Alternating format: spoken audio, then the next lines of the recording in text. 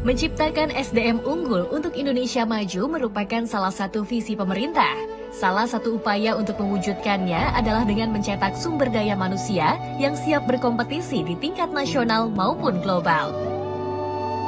Untuk itu, Kementerian Pendidikan, Kebudayaan, Riset, dan Teknologi meluncurkan inovasi Merdeka Belajar. Transformasi pendidikan di tanah air dimulai dengan Merdeka Belajar episode pertama yang mengganti ujian nasional, menghapus ujian sekolah berstandar nasional, menyederhanakan rencana pelaksanaan pembelajaran, serta mengatur zonasi penerimaan peserta didik baru agar mengakomodasi ketimpangan akses dan kualitas pembelajaran.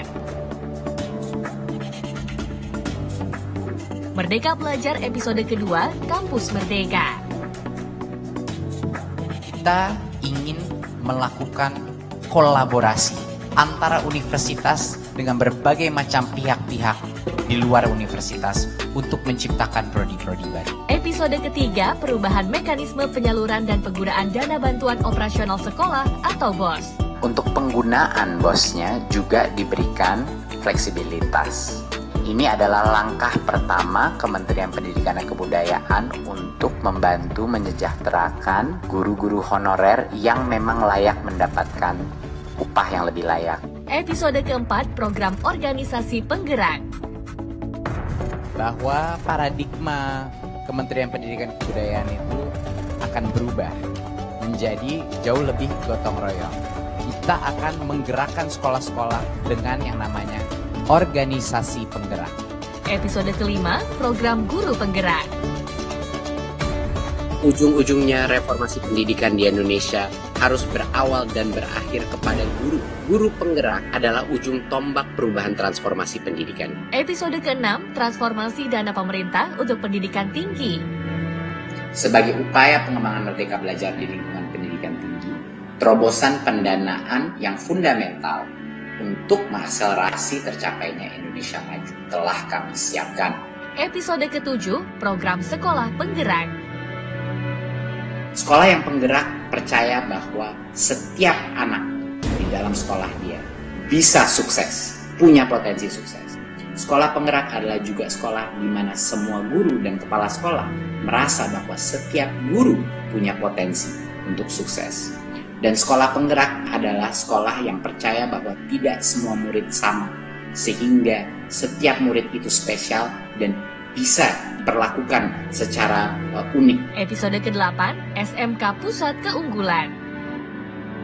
SMK PK, Pusat Keunggulan ini bisa menjadi benih daripada transformasi SMK kita senasional. 900 SMK yang akan berpartisipasi di tahun ini bisa menjadi pelatih untuk SMK-SMK lainnya. Episode ke-9, KIP Kuliah Merdeka.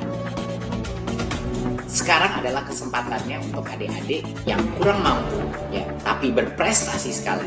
Adik-adik bisa bermimpi sangat besar, bisa masuk ke dalam program-program. Kalau Anda masuk ke dalam program-program terhebat di Indonesia, Anda bisa menerima sampai dengan 12 juta per semester dari KIP Kuliah.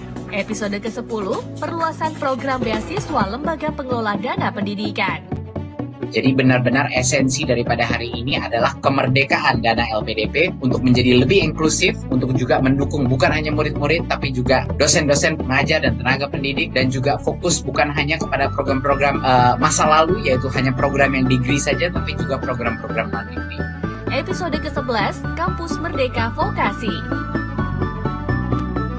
Visinya adalah untuk memastikan bahwa integrasi antara pendidikan tinggi vokasi dan dunia kerja itu semakin erat. Dan goal kita sangat jelas untuk mereka mendapatkan pekerjaan di berbagai macam industri secepat mungkin dan dengan upah yang layak juga. Episode ke-12, Sekolah Aman Berbelanja Bersama Siplah. Siplah itu bisa memberikan kemerdekaan bagi kepala sekolah dan guru-gurunya untuk benar-benar punya menu terbesar.